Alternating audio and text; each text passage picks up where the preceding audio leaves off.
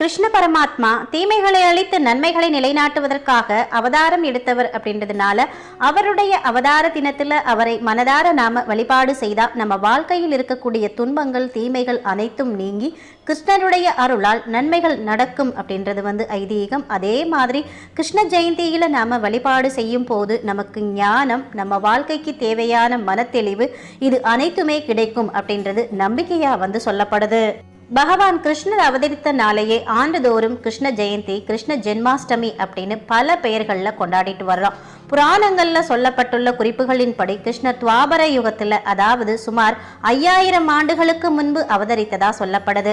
ஆவணி மாதம் தேய்பிரை அஷ்டமியும் ரோஹிணி நட்சத்திரமும் இணைந்து வரக்கூடிய நாளில் கிருஷ்ணர் அவதரித்ததா சொல்லப்படுது. கிருஷ்ணர் அவதரித்த பட்சம் அப்படின்றதுனாலேயே தேய்பிரை பட்சங்களை கிருஷ்ண பட்சம் அப்படின்னு சொல்றோம். கிருஷ்ண ஜெயந்தி அன்னைக்கு அவருடைய குழந்தை பருவங்களை நினைவுபடுத்தும் விதமா